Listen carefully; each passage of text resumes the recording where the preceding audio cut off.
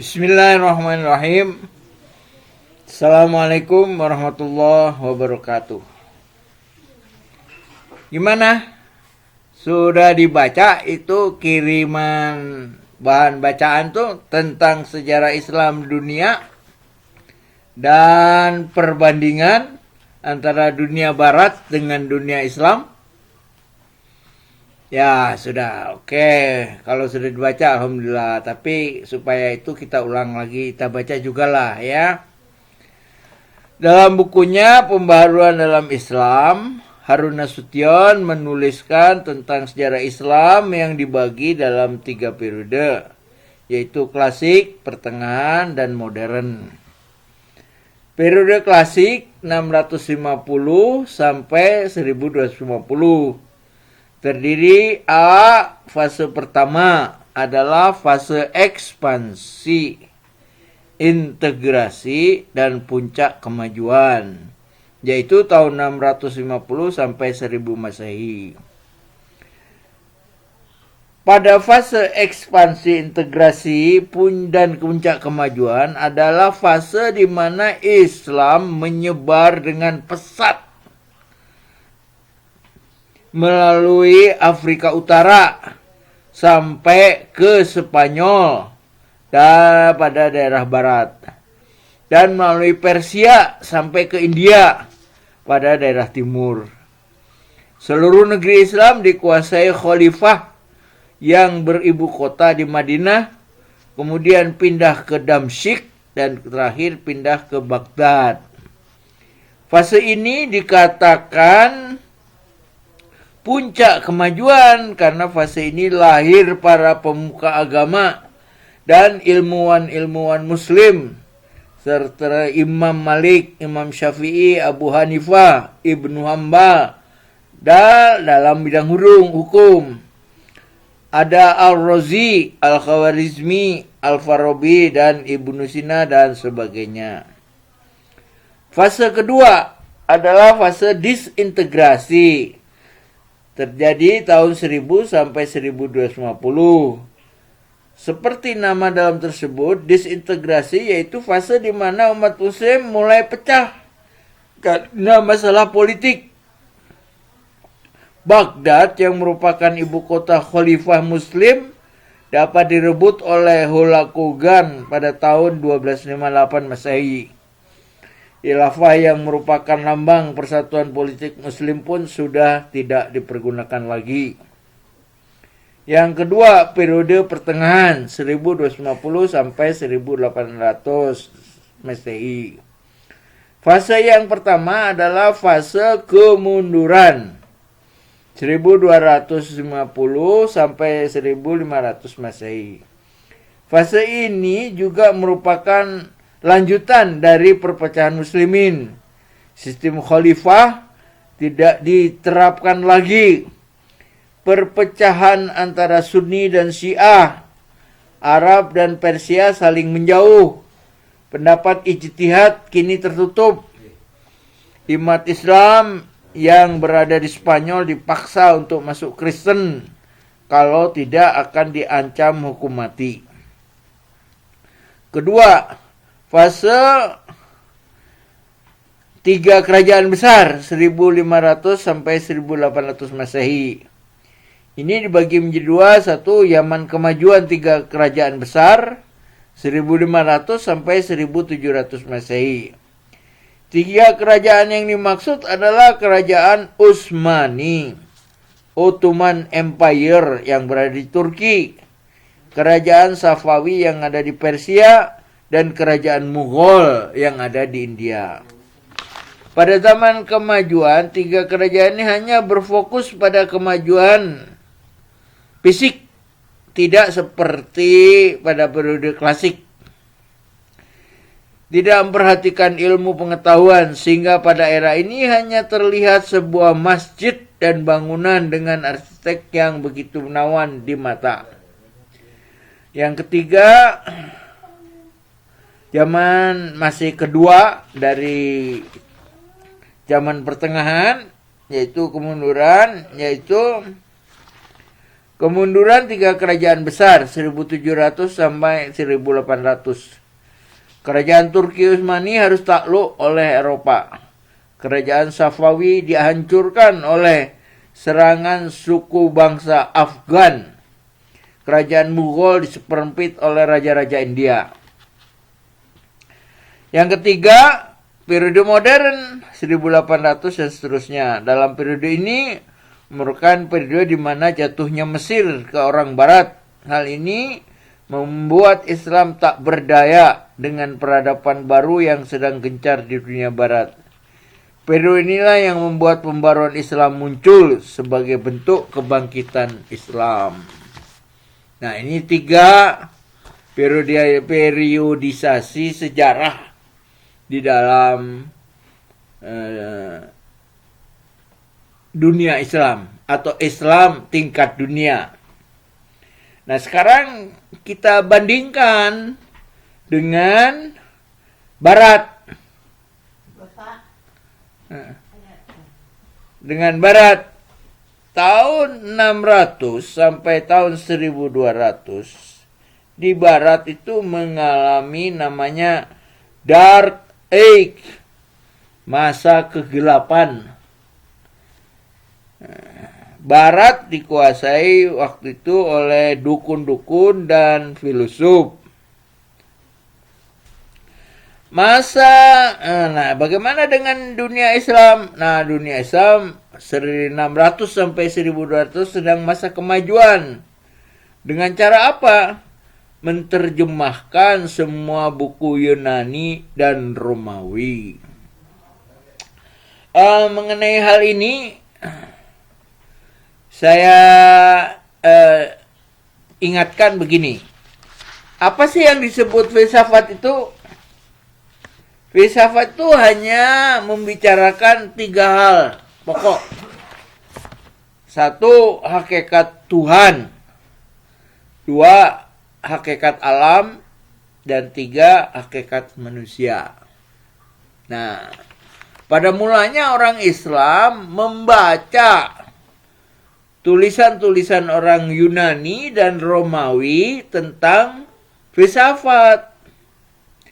Tapi setelah mereka membaca tulisan-tulisan tersebut, dia bilang orang-orang Islam tadi mengatakan kalau masalah ginian mah ada di dalam Islam. Ya. Coba umpamanya masalah tentang Tuhan. Wah, ayat Al-Qur'annya banyak banget itu.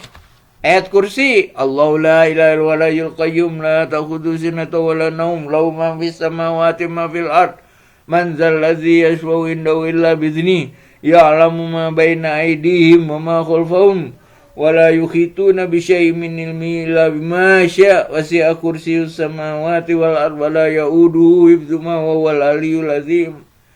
Jadi dia bilang tentang Tuhan, mengapa ngutip dari orang Yunani? Dalam Quran sudah banyak tentang Tuhan. Tentang alam. Tentang alam juga dalam Al-Quran banyak ceritanya. Memang mereka mula-mula membaca hakikat tentang alam dari filsafat Yunani.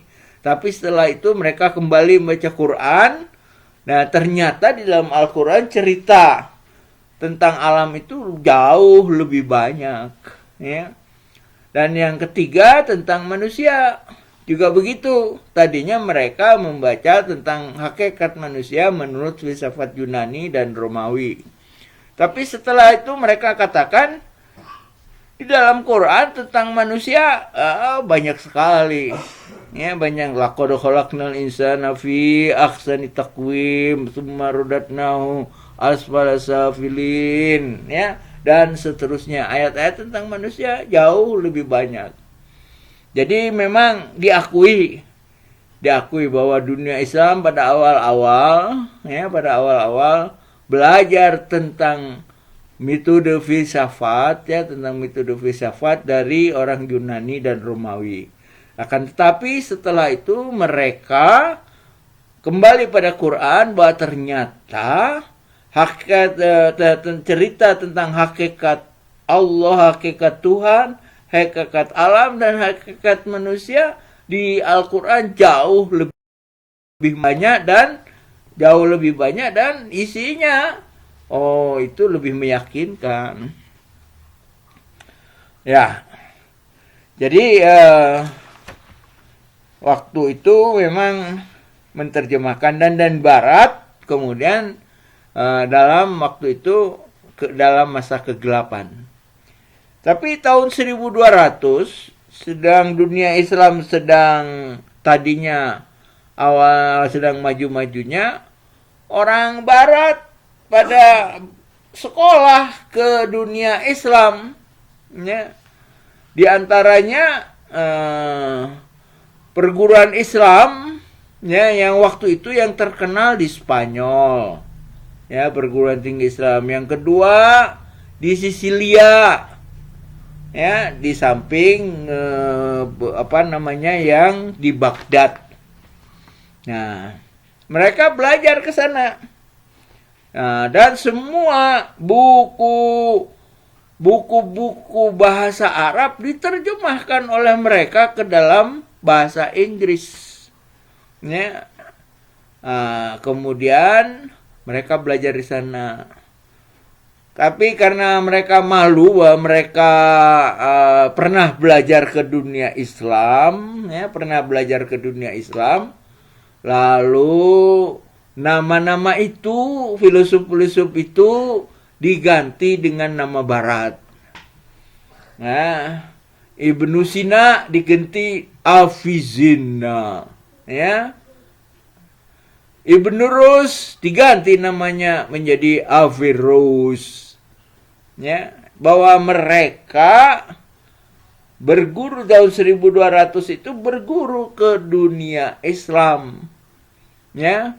Jadi waktu itu perguruan Islam di Spanyol, Sisilia dan Baghdad, muridnya ada sebagian dari orang Eropa Barat yang beragama, ada yang menganut filsafat Yunani, beragama Kristen, ada yang Yahudi. Nah, setelah orang-orang Barat ini berguru ke dunia Islam, mereka pulang ke negaranya. Ternyata di negaranya bertentangan dengan gereja. Ya, contohnya apa pertentangan dengan gereja? Yaitu begini. Galileo berdasarkan pelajaran dari gurunya sebelumnya, dia mengatakan bahwa yang menjadi pusat alam semesta itu bukan bumi, tapi matahari. Jadi bumi lah yang mengelilingi matahari, bukan matahari yang mengelilingi bumi. Nah, itu ditemukan oleh Galileo dan gurunya. Ada gurunya satu lagi, ya. Nah, hal ini bertentangan dengan gereja. Di dalam Bible, dalam Injil dituliskan bahwa matahari mengelilingi bumi. Ketika Galilei menemukan seperti ini, ya, kemudian oleh gereja, waktu itu di Barat dikuasai oleh Paus. Belum ada negara-negara nasional. Semuanya di bawah gereja Katolik Paus. Nah, waktu itu kata Paus ini mah bertentangan dengan Injil. Bid'ah, kata Pausnya. Oleh karena itu Galileo disuruh mencabut hasil penelitian yang mengatakan bahwa bumi yang mengelilingi matahari, bukan matahari yang mengelilingi bumi. Tapi Galileo tidak mau, karena dia mengatakan ini kan hasil penelitian. Dan kalau ini lihat ini. Akhirnya Galileo dihukum mati oleh Paus. Ya, ini kalau yang udah pernah belajar filsafat ilmu tentu ngerti ini, ada ceritanya itu di buku filsafat ilmu itu Nasution, ya. Oke. Nah, jadi sejak itulah maka di barat terjadi yang namanya dikotomi, pemisahan secara tegas antara dunia perguruan tinggi dengan gereja. Dalam hal ini gereja mewakili agama, tapi agama Kristen loh, bukan agama Islam, ya. Jadi sejak itu kata orang-orang ilmuwan, ya, gereja silahkan gereja, agama silahkan agama di gereja, tapi ilmu pengetahuan akan berjalan sendiri tanpa gereja dengan dihukum matinya Galileo, ya. Maka di barat terjadi, ya, dikotomi, pemisahan secara tegas antara sains dengan agama. Dalam hal ini agama Kristen, dalam hal ini diwakili oleh Paus, ya. Kemudian kebencian orang barat terhadap Paus ditambah lagi. Waktu itu Paus sering perang dengan dunia Islam. Kita kenal dengan namanya Perang Salib 1, Perang Salib 2, dan seterusnya. Anda sudah belajarnya itu dalam sejarah Islam. Nah, adanya Perang Salib ini membuat gereja bangkrut. Nah, oleh karena itu gereja, ya, mencari duit, ya, untuk kas gereja. Nah, caranya gimana?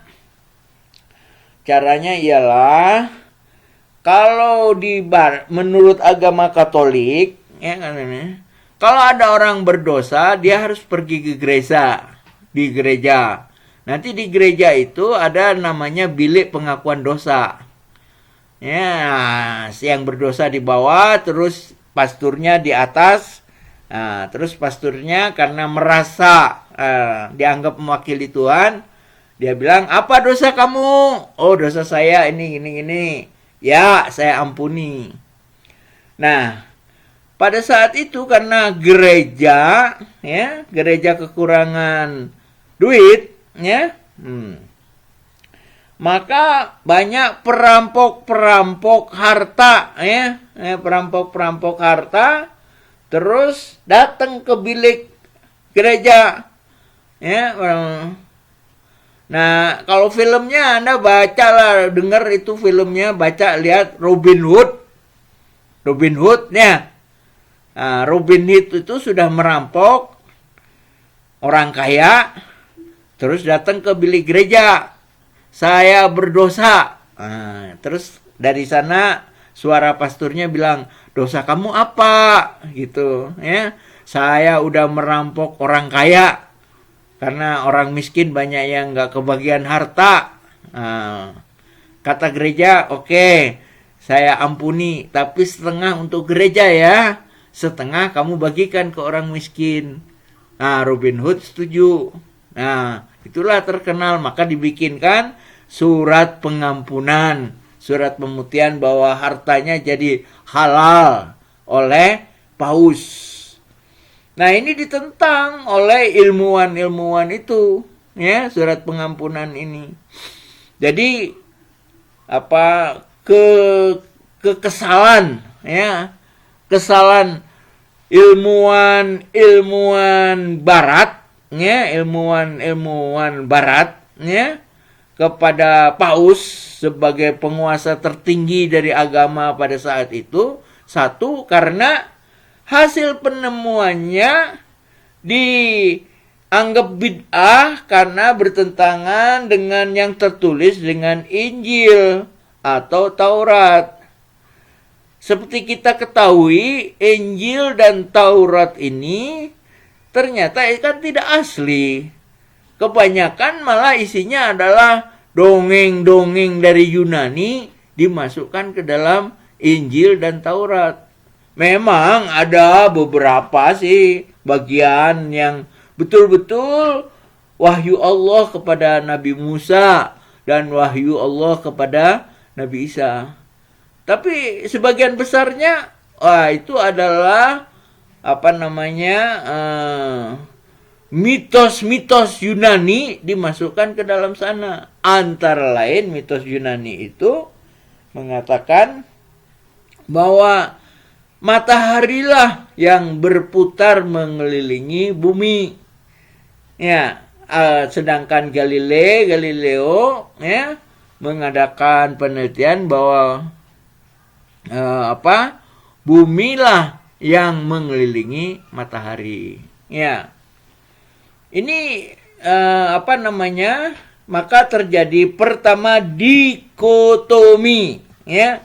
Pemisahan antara agama, dalam hal ini diwakili oleh gereja. Gereja diwakili oleh pastor, ya. Pastor itu merujuk kepada Injil, ya, dengan ilmu pengetahuan. Ya, sejak itu secara tegas antara keduanya, ya, antara keduanya. Dan yang kedua yaitu tadi surat pengampunan. Ya, masa untuk diampuni harus bayar, ya? Nah, ini maka timbullah nanti dalam sejarah aliran yang berontak terhadap Katolik, namanya aliran Protestan. Ya, kamu buka aja di internet itu Protestantisme, Katolikisme, nanti akan kelihatan pertentangan di antara mereka. Nah, ini akhirnya dikotomi itu selanjutnya adalah melanjutkan kepada jadi sekularisme. Sekularisme sendiri itu artinya dunia. Maksudnya apa? Ya udah ngurus dunia aja, urusan akhirat nggak perlu diurus, nggak perlu dibicarakan, ya. Atau kalau urusan dunia tidak usah merujuk kepada agama. Tapi yang dimaksud di sini adalah agama Kristen yang rujukannya Injil dan Taurat, dan yang membawakannya adalah Paus. Nah, begitu hebatnya. Sekarang saya cerita tentang pemberontakan, ya. Pemberontakan ilmuwan barat terhadap gereja. Dalam hal ini mewakili agama, ya, yang dikutip dari Injil. Nah, contohnya yaitu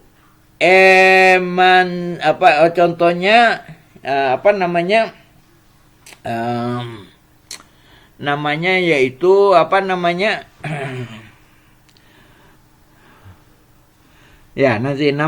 yaitu begini. Sapi kalau sedang dalam masa subur, ya, sapi betina kalau dalam masa subur pantatnya merah. Nah, karena sapi pantatnya merah, oleh pemiliknya dibawa kepada sapi jantan. Akhirnya kedua sapi itu kawin. Yang jadi masalah, dalam waktu bersamaan sapi betina itu, ya, sapi betinanya itu yang sedang masa subur dengan tanda pantatnya merah itu 10. Nah, sementara pejantannya cuma 1. Akhirnya dicobalah disebut inseminasi. Yaitu apa? Jadi sperma dari sapi itu diambil, ya, spermanya dari pejantan itu. Jadi sapi jantan itu hanya suruh kawin dengan 1 sapi betina 1. Yang 9 hanya disuntik sperma.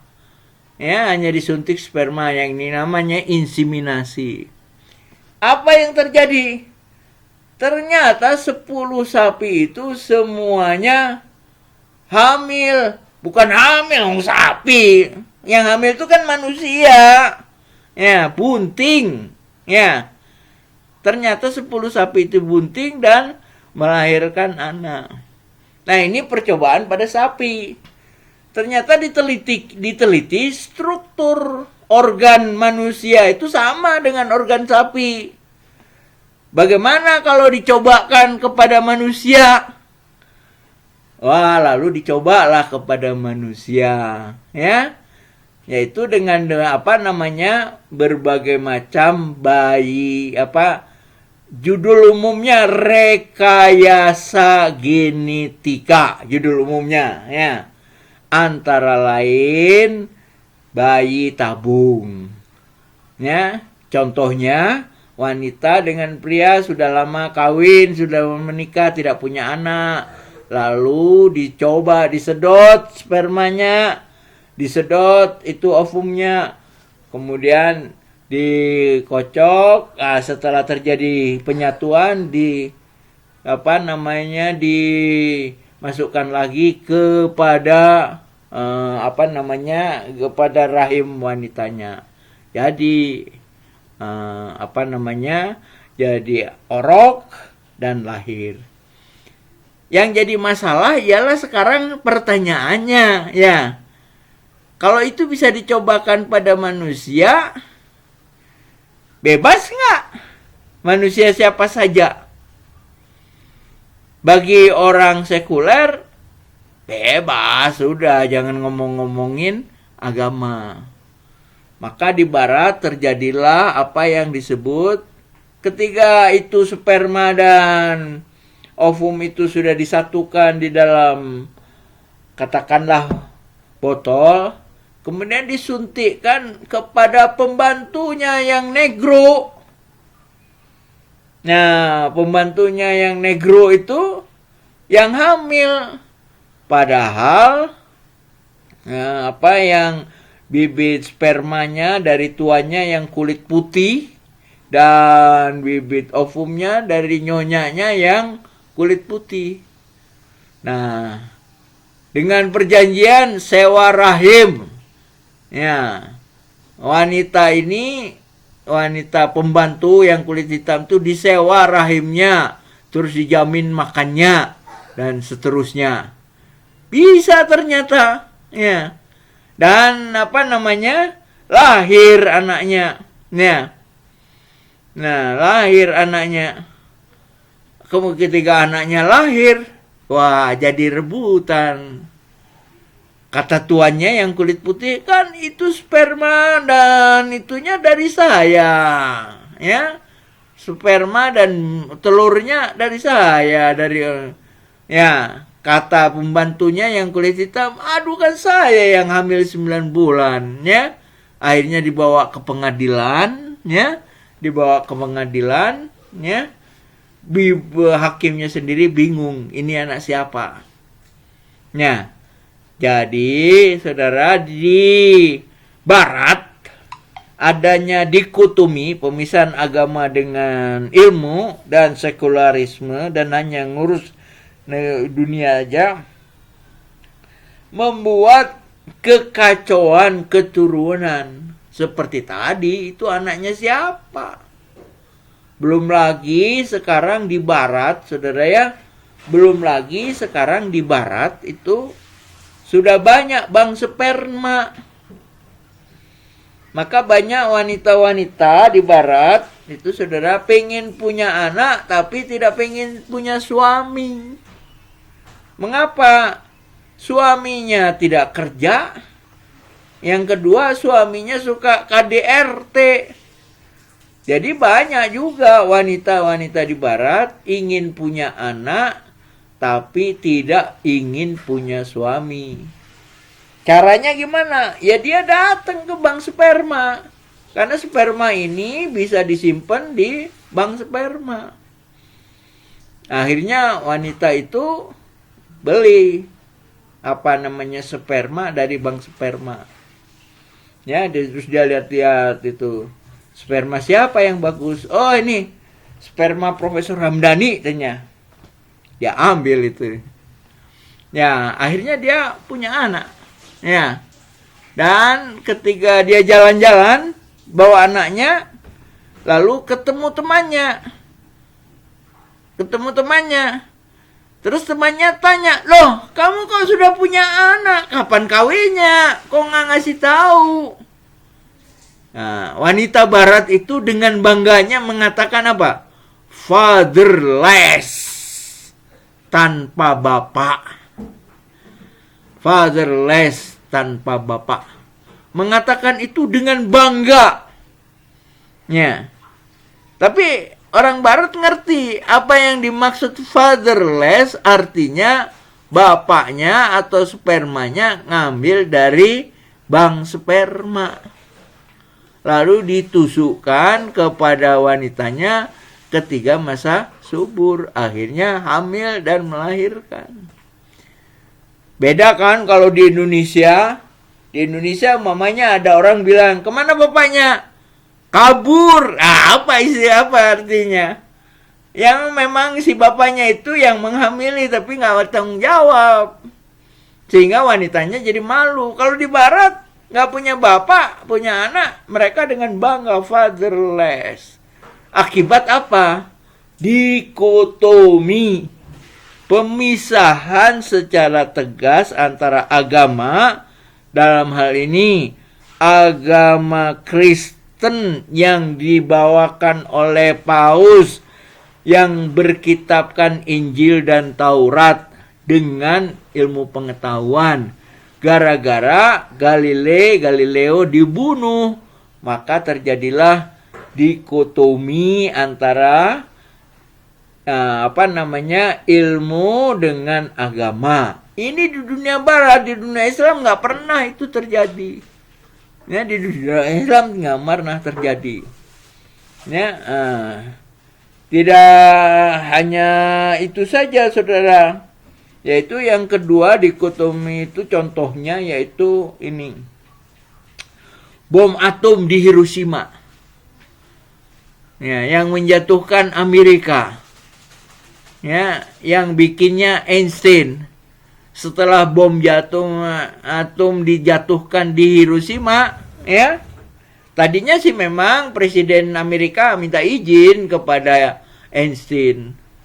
Tapi setelah bom itu dijatuhkan di Hiroshima dan Nagasaki, banyak menghancurkan, membunuh orang. Einstein-nya sendiri jadi sedih. Ya, Einstein-nya sendiri jadi sedih. Aku menciptakan ilmu bukan untuk menghancurkan manusia. Aku menciptakan ilmu untuk kesejahteraan manusia. Kok sekarang jadinya ilmu ini malah menghancurkan manusia. Nah, sebabnya apa? Terjadi dikotomi. Pemisahan agama dengan ilmu secara tegas. Ya, kemudian yang kedua, akhirnya di orang-orang itu, di pikiran orang itu terjadi sekularisme. Hanya mikirin soal dunia. Soal akhirat nggak usah dipikir-pikir. Sekuler itu masalah dunia. Jadi udahlah, sekarang pemerintah dan sebagainya urusan dunia, urusan di akhirat nanti, nantilah. Ya. Demikian, itu masa Renaissance, di mana orang Barat berguru ke dunia Islam, ya. Tapi setelah pulang, mereka bertentangan dengan pastor, dengan gereja. Akhirnya terjadi dikotomi, pemisahan secara tegas antara, dan terjadi sekularisme, hanya ngurusin dunia. Nah, itu di dunia barat. Jadi sekali lagi, di dunia sekularis dan dikotomi itu terjadinya di dunia barat. Ya, di dunia barat yang agama di sini adalah diwakili oleh Kristen, diwakili oleh Paus. Nah, bagaimana di dunia Islam pada masa pertengahan itu, ya? Pada masa pertengahan di dunia Islam, ya. Nah,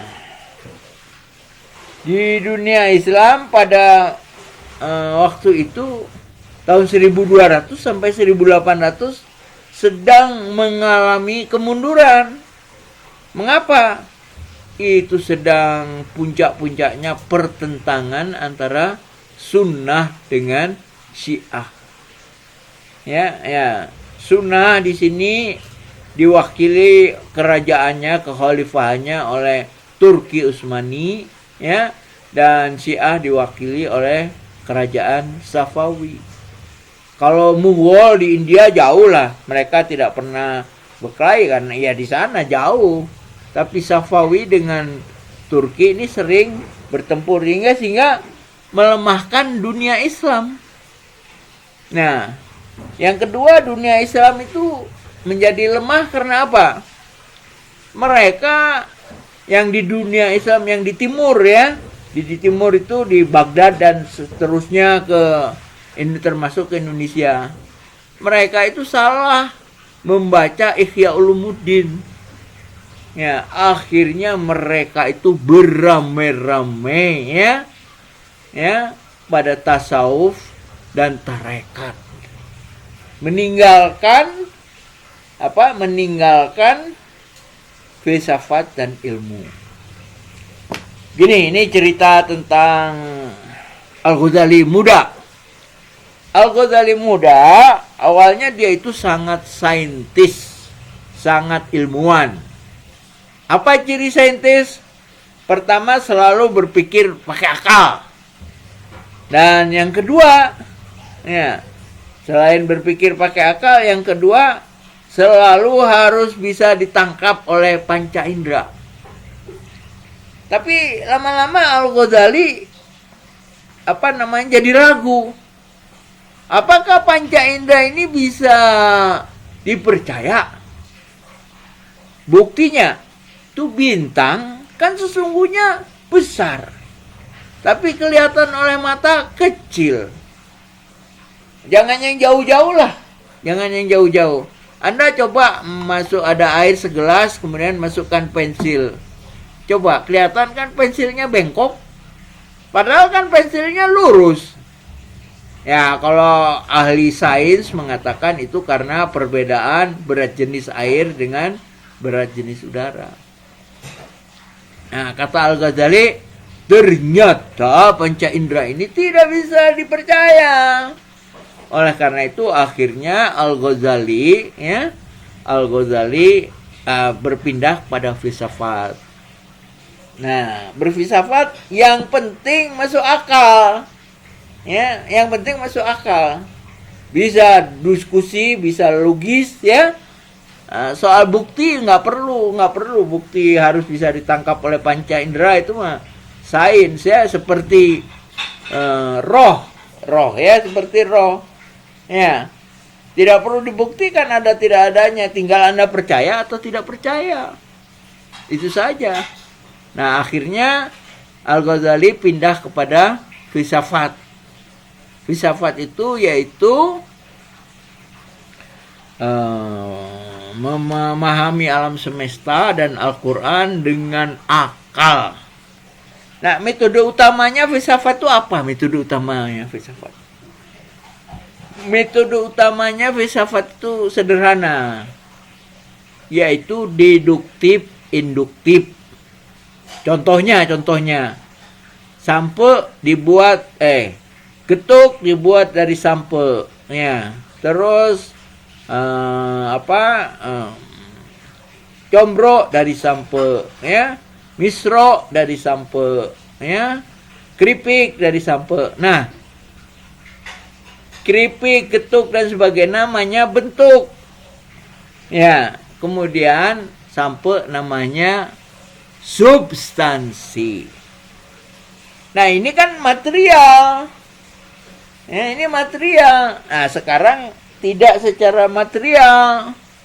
Nah, jadi filsuf itu pikirannya kalau dari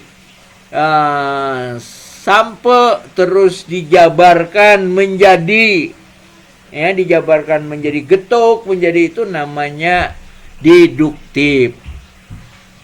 Nah, tapi kalau dari combro, misro, keripik, getuk disimpulkan, ya, sumbernya adalah sampe, ya, maka itu namanya metodenya induktif.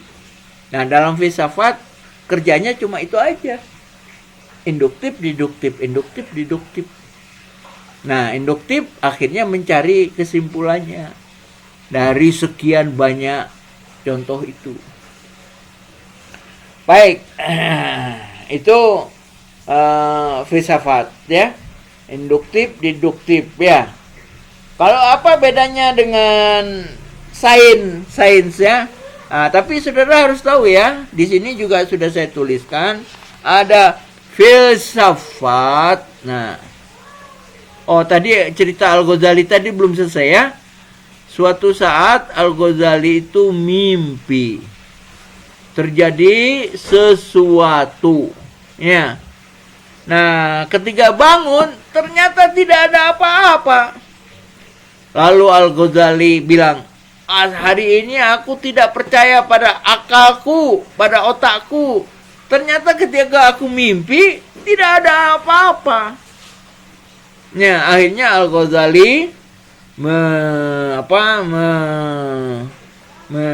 menyendiri di suatu masjid, ya, sambil menulis Ihya Ulumuddin, ya, sambil menulis Ihya Ulumuddin, ya. Lalu dia setelah 10 tahun mengeluarkan, saya sekarang hanya percaya kepada tasawuf, ya, dan tarekat. Jadi Tuhan hanya bisa dilihat melalui tasawuf dan tarekat. Kalau kita itu lihat sebagai perkembangan Al-Ghazali sebagai pribadi, ya begitulah manusia itu. Awal-awalnya dia itu sangat saintis. Nah, lama-lama setelah menjelang tua, dia bilang, apa sih inti persoalannya? Apa sih sesungguhnya masalah utama? Nah, itu mulai filosof, ya. Nah, tapi kalau sudahlah yang gini-gini itu tidak bisa menyelesaikan, sekarang kita pasrahkan kepada Tuhan. Akhirnya mereka pada tasawuf, tarekat. Kalau sebagai pribadi Al-Ghazali tidak ada masalah. Yang jadi masalah ialah anak-anak pesantren itu belum pernah tahapan sains, belum pernah tahapan filsafat, tiba-tiba ingin jadi filosof, ingin menjadi tasawuf, sufi, dan ikut tarekat. Caranya gimana? Lalu dia gelar ini, saudara, gelar sajadah. Nah, setelah gelar sajadah, terus dia wirid sebanyak-banyaknya, ya. Setelah wirid sebanyak-banyaknya, ternyata akhirnya dia merasa terangkat dan bisa berangkat haji ke Mekah. Itu pikirannya, lamunannya, badannya ya masih di sana. Jadi buku Ihya Ulumuddin itu kalau dibaca oleh orang tua nggak ada masalah, dan itu memang tahapan orang tua. Tahapan manusia harus tahapan sains dulu, akal dan panca inderanya diperkuat. Kemudian yang kedua tahap filsafat, melepaskan dari panca indera, yang penting akal. Dan yang ketiga baru hati. Tapi saudara, siapa yang sudah belajar ini? Psikologi modern. Siapa yang ngajar psikologi modern kemarin? Dalam psikologi modern teh hati nggak ada apa-apanya. Sudah disetrum itu, DNA nggak ada apa-apanya. Yang ada adalah otak kanan dan otak kiri. Jadi semua gejala itu ditangkap oleh panca indera. Panca indera itu apa? Telinga, lidah, kulit, hidung, mata. Nah, masalahnya itu setelah ditangkap oleh panca indera bisa masuk ke otak kanan. Kalau itu masalah perasaan yang nantinya disebut seni. Bisa ke otak kiri kalau itu masalah-masalah yang matematik gitu ya. Nah, itu otak kanan yang dipikir ya. Jadi tinggal ada yang namanya IQ otak kiri dan ada namanya namanya EQ otak kanan. Ya, kalau sekarang pembuktiannya yaitu dengan saraf-saraf itu. Ya, tapi ceritanya kalau dunia Islam masih cerita pakai istilah kolbun. Ya, istilah kolbun. Nah, itu Al-Ghazali ya. Nah, sekarang ini Al-Ghazali ini membuat dunia salah paham terhadap Al-Ghazali, terutama bukunya Ihya Ulumuddin ya. Kalau saya menganjurkan Ihya Ulumuddin itu jangan dibaca orang muda. Kalau udah umurnya 50-60 baru Anda boleh baca Ihya Ulumuddin. Karena saya waktu mahasiswa, guru saya Hafidz Utsman, Profesor Hafidz Utsman almarhum ya, Allah yarham ya, sudah meninggal beliau ya. Yang guru saya, bolak-balik cerita Al-Ghazali dengan Ihya Ulumuddinnya. Dasar saya nggak mau kalah. Saya baca Ihya Ulumuddin itu sampai tamat. Apa yang terjadi? Saya terjadi lulus, tidak mau macem-macem semua ya. Ya, baru setahun saya sembuh. Itu pun setelah kakak saya dari ITB selalu nyuntik ya, untuk supaya saya bangun lagi. Nah, sekarang kita kembali ke zaman pertengahan ini ya.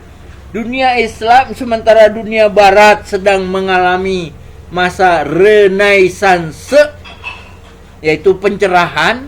Orang-orangnya sekolah ke dunia timur ya, orang-orangnya sekolah ke dunia timur, pulang ke Barat bertentangan dengan pastor, bertentangan dengan gereja yang katanya membawakan Injil.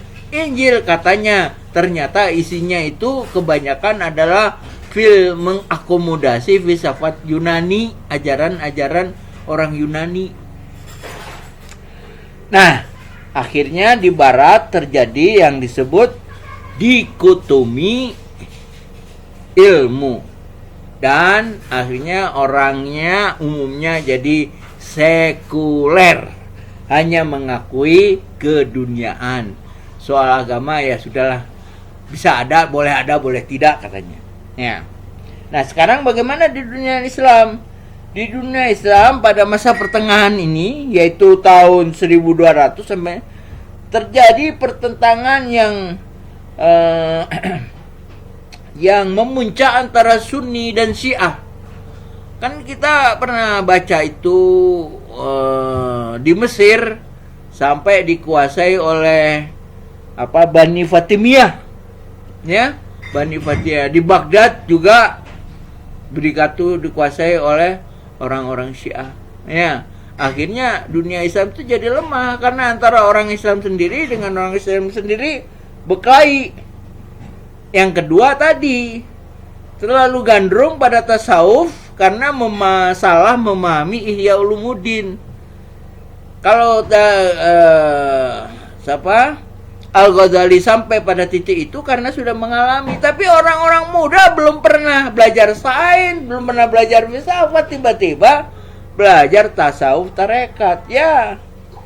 Nah, ini di Islam di dunia timur. Bagaimana Islam di dunia Barat? Nah, Islam di dunia Barat maksudnya Afrika Utara ya, Maroko dan Spanyol. Nah, waktu itu di dunia Barat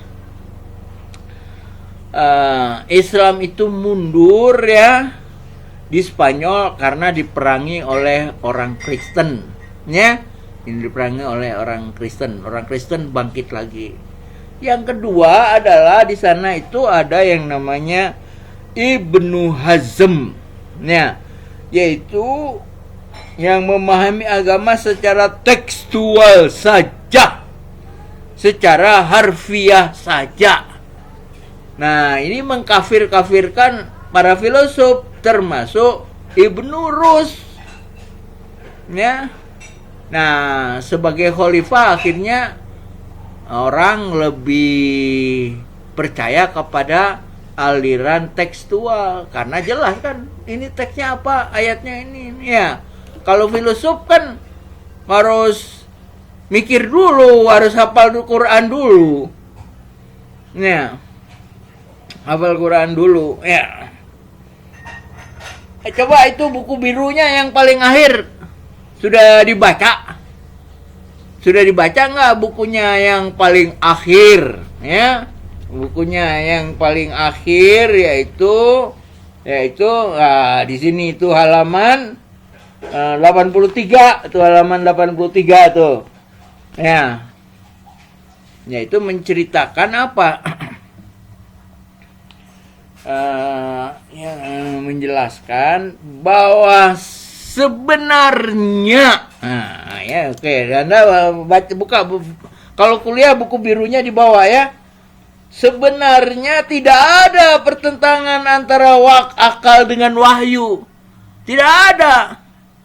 Yang ada itu pertentangan orang yang memahami ayat Al-Quran secara kulliyat, ada yang memahami secara juz'iyat. Coba lihat halaman 83. Yang ada orang yang memahami ayat Al-Quran secara general dengan yang memahami secara spesifik. Atau ada orang yang memahami dengan akal, ada yang memahami dengan hati.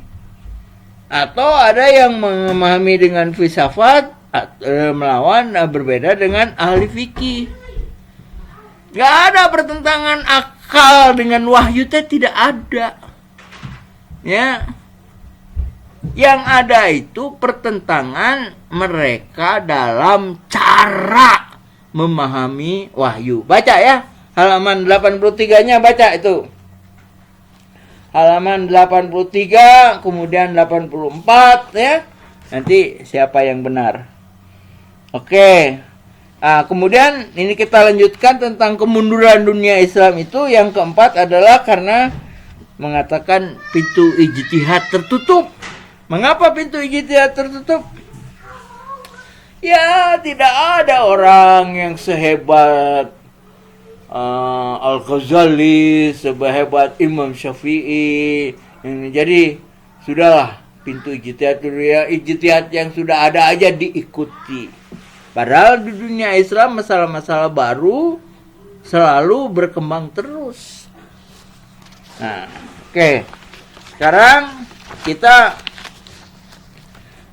beralih kepada masa modern. Ya, lihat itu masa modern pada tahun 1800 sampai sekarang. Nah, pada tahun 1800 sekarang Anda lihat Barat itu kuat banget. Ya. Yang umumnya agamanya ya Yahudi, Kristen, ya. Ya, mereka kuat banget karena mereka menguasai filsafat. Ya, menguasai ilmu pengetahuan, teknologi, ekonomi, pertahanan. Semua dikuasai oleh orang Barat. Ya, karena orang Barat, karena orang Islam kenapa? Nah, ini coba di masa modern kita lihat sini. Umat Islam mundur karena masalah eksternal, yaitu adanya penjajahan dari orang Barat. Nah, kemudian yang kedua, masalah internal juga umat Islam jadi mundur. Karena apa? Ya, itu perebutan kekuasaannya di antara para raja, atau raja dengan mantunya, atau dengan putra mahkota, dan seterusnya. Ya, kemudian pintu ijtihad ditutup karena menganggap tidak ada orang yang sehebat Imam Syafi'i, Imam Hambali, Imam Hanafi, ya. Nah, ya sudahlah, sekarang nurut aja apa yang sudah ada. Nggak usah mengadakan ijtihad kembali.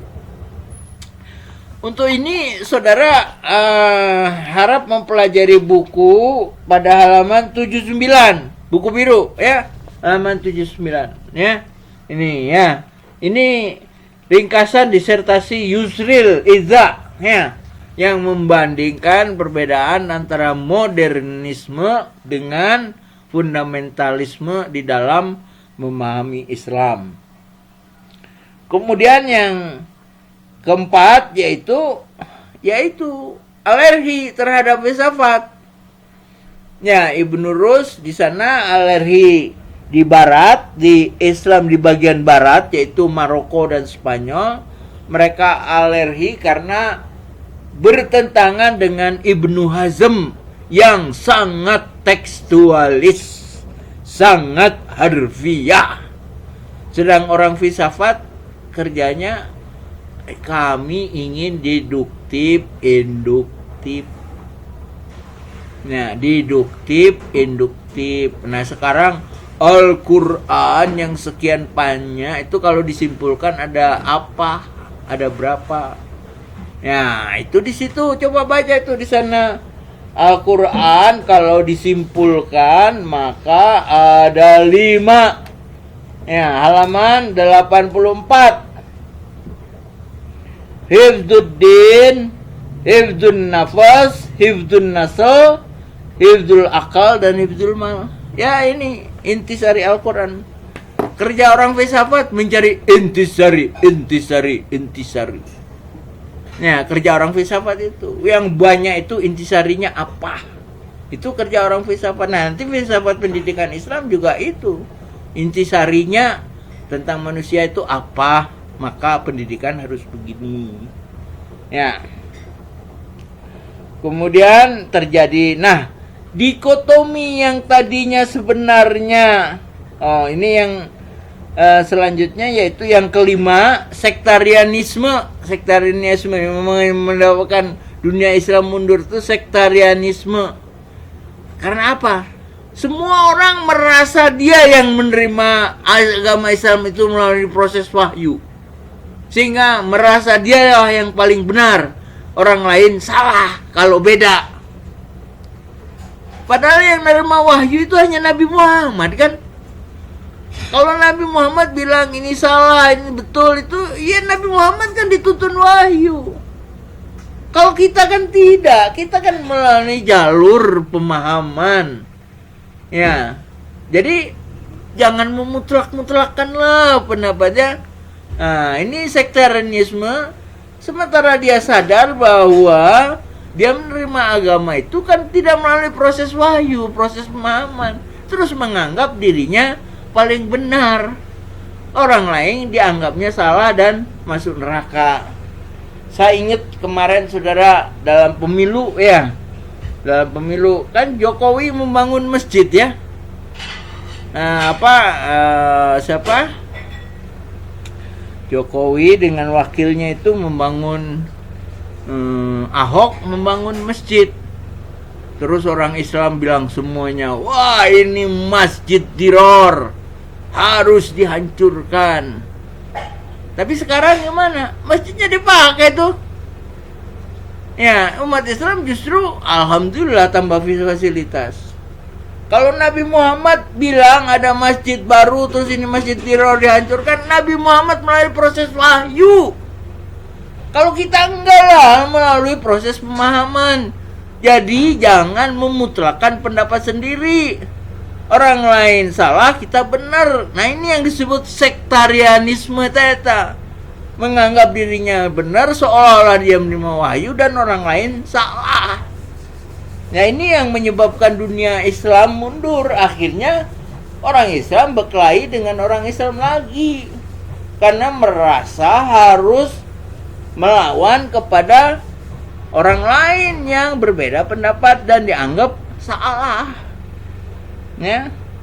Nah, kemudian selanjutnya nomor 6, dikotomi. Dikotomi itu sebenarnya terjadinya kan mula-mula di barat. Tapi aneh, akhirnya diimport oleh orang Islam tuh. Ya, banyak orang Islam yang inilah sudahlah masalah agama itu masalah ustadz kiai di masjid lah. Kalau urusan kedokteran ya, urusan corona, urusan ini ya, itu mah urusan ilmu ya. Kiai mah nggak tahu, nurut aja lah. Ya. Nah, kemudian yang ketujuh yaitu sekularisme. Yaitu yang penting dunia sendiri. Akhirat aku mangke lah. Ya, itu sekularisme. Ya, tidak usahlah capek-capek atau membicarakan atau ngurus akhirat. Ya, masing-masing pribadi lah. Itu mah sekularisme itu. Ya, agama urusan akhirat tuh ya tidak usah masuk anggaran negara dan nggak boleh masuk anggaran negara masalah agama. Ya.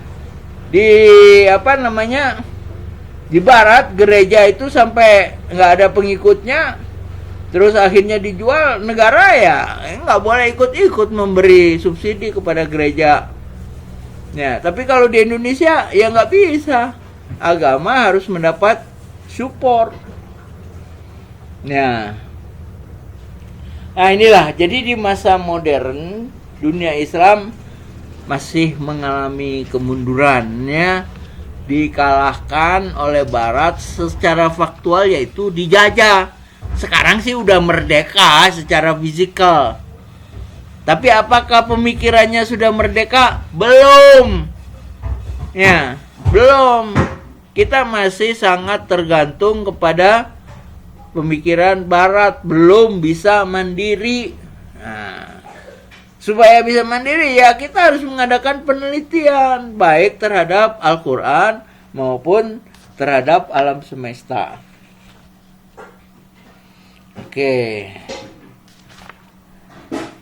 Nah, karena dunia Islam ya, di sini saudara sudah saya jelaskan ya, perbedaan filsafat ya as a product dan filsafat as a process ya, berbeda ya. Silakan, kalau as a product itu adalah pemikiran seseorang, Einstein, John Locke, Ghazali dan sebagainya. Tapi filsafat as a process meringkaskan yang banyak, mencari substansi atau intisari sesuatu dan sebaliknya menjabarkan. Nah, itu filsafat ya. Begitu juga ilmu ya.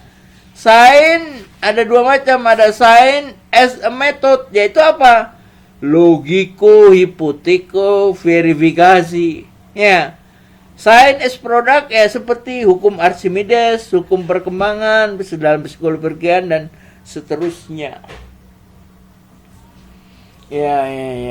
Pertanyaannya ialah mengapa itu ilmuwan yang tahun 1200 berguru ke dunia Islam bertentangan dengan gereja? Mengapa? Padahal yang diajarkan oleh ilmuwan Islam itu ilmunya bulat. Setengah yang di atasnya material, kelihatan bisa ditangkap oleh banyak. Di bawahnya itu adalah rohani Islam. Tapi orang-orang barat yang belajar ke sana malahin Islam. Jadi yang diambilnya hanya materialnya saja. Akhirnya ketika dibawa ke barat ya memang bertentangan. Apalagi isi Injil dan Taurat itu kebanyakan adalah filsafat Yunani. Ya. Oke. Nah, sekarang dalam masa kemunduran ini orang mencoba ya mencari apa sebabnya kok dunia Islam kalah dari barat gitu ya. Ya, salah satunya umpamanya Afghani ya.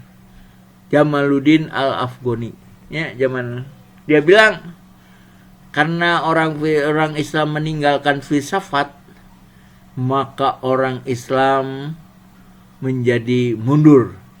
Bukan filsafat as a product, tapi filsafat as a method. Ya, maka Al-Jamaluddin Al-Afghani mengatakan harus dikembangkan lagi filsafat. Yang kedua, ini umat Islam ini bercerai-berai.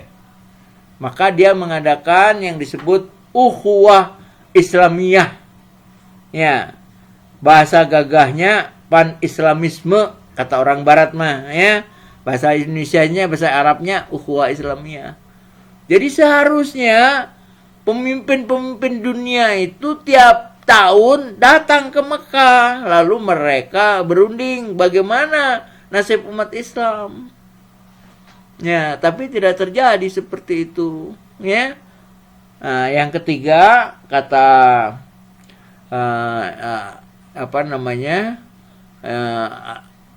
Afghani, cik atuh dalam politik umat Islam harus bersatu. Jangan umat Islam dengan umat Islam berkelahi terus. Sehingga ya seneng aja orang barat memanfaatkan. Yang kita lihat sekarang Turki dengan Iran dengan Arab Saudi. Ya senang aja orang barat ngadu-ngadukan. Ya, kenapa nggak bisa berunding bersatu sih? Nah, Muhammad Abduh bilang untuk memperbaiki dunia Islam harus memperbaiki sistem pendidikan, termasuk muridnya Rashid Ridho, ya. Rashid Ridho. Jadi harus memperbaiki pendidikan. Oke, sampai di sini dulu. Silakan mengajukan pertanyaan, ya. Pertanyaannya masukkan aja di WA ya. Nanti saya kumpulkan mudah-mudahan minggu depan. Ya, minggu depan sebelum saya kuliah, ya, sebelum saya kuliah bisa menjawab pertanyaan. Lalu lanjut kepada buku yang diterkawan oleh Abdurrahman As-Segaf. Tapi tugas ini ada tugasnya apa? Coba, apakah buku saya dalam pengantar ilmu agama halaman pertama sekali, ya, yang ini halaman pertama sekali ini, ya, bertentangan nggak dengan pemikiran As-Segaf, ya? Pemikiran As-Segaf yang mana? Nah, coba pemikiran As-Segaf yang ini nih, halaman berapa ini? Ya, akan saya tunjukkan halamannya.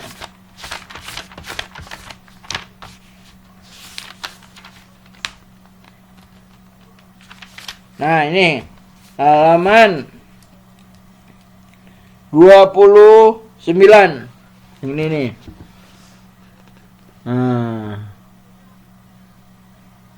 Coba Anda teliti apakah bertentangan atau berbedaan antara atau As-Segaf ini sama pendiriannya dengan guru saya, guru saya, ya, yang ada pada halaman kata pengantar, ya.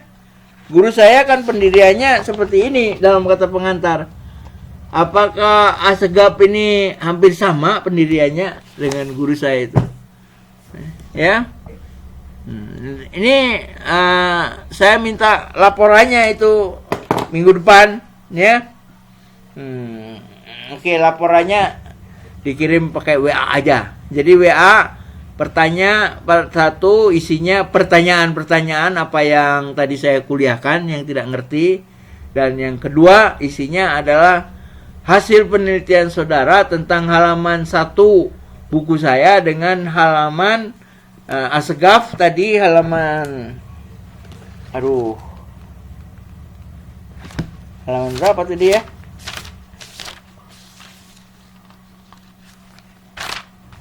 Halaman 29, ya. Halaman 29. Ya, ini.